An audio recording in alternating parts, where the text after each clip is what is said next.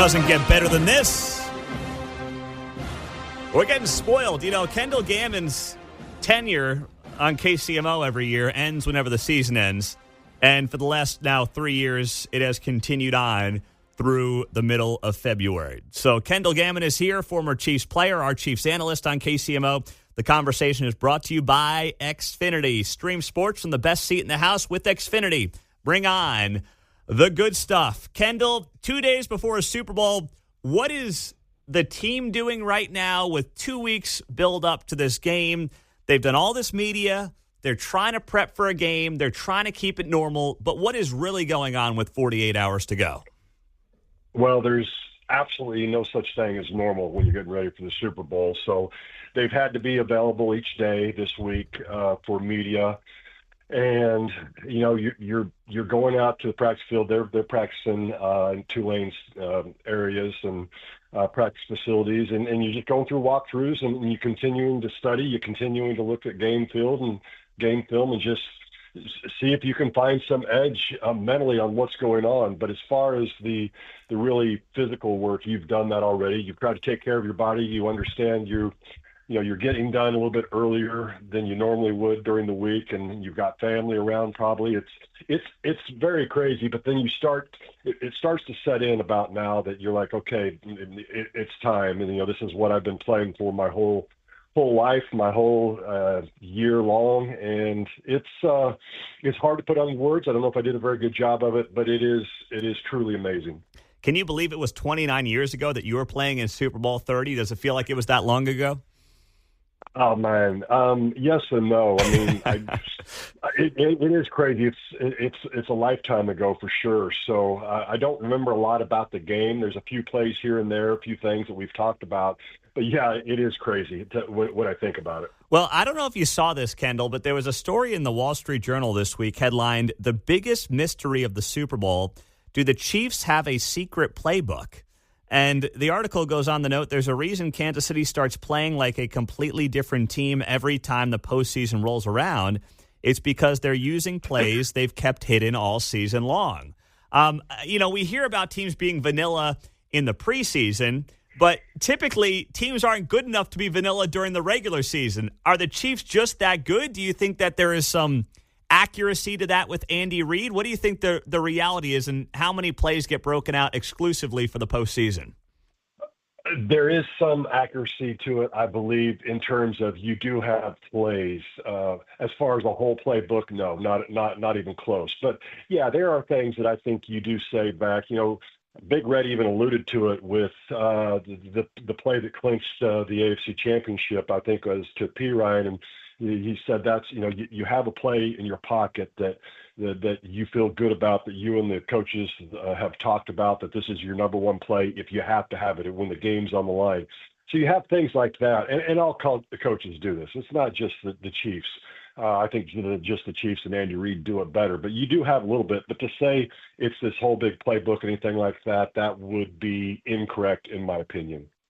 Fair enough. Now, you look at this game this weekend, and what is the biggest concern that you have for the Chiefs going into the game against the Eagles? Oh, it's Saquon Barkley and stopping the run. I mean, he's silly, the type of year he had. I mean, kudos to him and the Eagles for getting him. He is a difference maker. I mean, his touchdown runs, I forget what the average is, but I think it's just something crazy. And he's somebody that can change the game. And so if that's the case, I've got to believe that the Chiefs, are going to say, listen, we understand. It's kind of Michael Jordan. You understand that he's going to get his to a degree, but you can't let him beat you. If the Chiefs lose, I think in their mind, they're thinking, if we're going to lose, it's going to be because Jalen Hurts beat us passing the ball. And I don't think they believe that. They don't want to let the rushing attack of Saquon Barkley be the reason. But that being said, it's easier said than done. I was going to say they've got some pretty good wide receivers, though. So how confident do you think Spags is in leaving some of those guys on an island against a pretty good wide receiving core for Philadelphia? You know what? It's a fair statement, Pete. And I don't know how confident he is, but I think he sees Saquon as the bigger threat. And yeah, Jalen Hurts can throw, but not like Saquon can run. And I would say this: if the Chiefs had the chance or the ability somehow to get up by more than one score a little bit later on, I don't believe the Eagles are really built to come back. So that would be huge. But you're right, Devontae Smith. I think Dallas Goedert is the big one when you look at it, who's got an issue. But A.J. Brown also. I mean, that's a threesome that's pretty impressive. And, let's not forget that this is a very nice, very good offensive line of Philadelphia. Yeah, it is. No doubt about it. Kendall Gammon is here, our Chiefs analyst, former player on KCMO, ahead of Super Bowl Sunday coming up this weekend. The offensive line for the Chiefs going up against a very stout Eagles defensive line led by Jalen Carter, who apparently is battling an illness. I don't know what that means for Sunday, but we'll set that aside.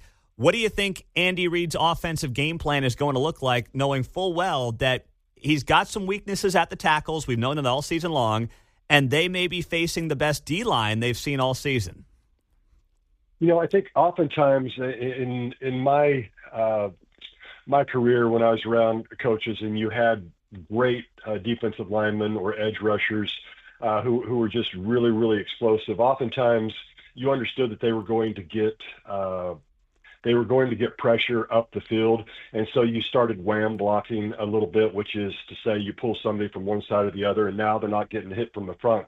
They're getting through a little bit, and then they've got a hit coming from one side or the other to make them, a little bit more shaky in terms of where's it coming from, what's going on. You try to throw as much at them so they're not as sure. You hope that you can get them on their heels a little bit. But again, these are full-grown men, and you mentioned Jalen Carter is a one-man wrecking crew, so that's an issue. He normally would line up over our right guard, which is Trey Smith, but you've got to believe that they put something into where he's over on the other side with Caliendo. And I'm not getting on Caliendo, but he was the backup. He's come in now because Tooney's went to left tackle, and if there is a weak link in this line, it is him.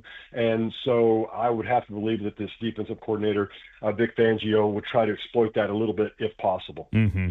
And let's be honest, Tooney's not as good of a tackle as he is a guard, right? So that's a factor here as well. No, you're exactly right.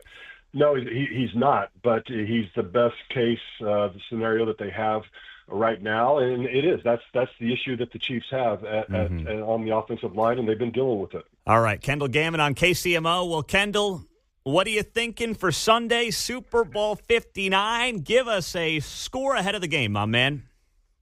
Yeah, I've been all week. I haven't been back and forth because I just think you can't bet against Patrick Mahomes and what he's done. I mean, the history is there, and I think I think this is the under. I'm not sure, but I've got like 27-24 Chiefs, and actually I forget what the over-under is, so that may be wrong. But anyhow, I see the Chiefs winning somehow. I think they have the advantage in the kicking game as well, and I think having Harrison Butker on the team and getting a field goal late is going to be the difference. Well, that is the over, by the way. It's sitting there at 48.5 points. So you're liking the Chiefs to cover, and you're going to take the over on the 48.5.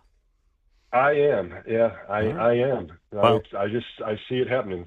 Let's hope the Chiefs make you look like a genius come Monday morning when we have you back on the show. Sound good?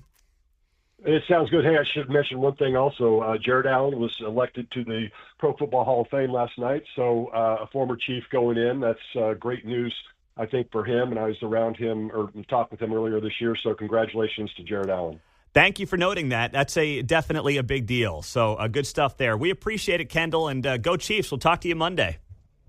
Sounds good, Pete. Take care. All right. Kendall Gammon, always great to have him on KCMO Talk Radio 95.7 FM.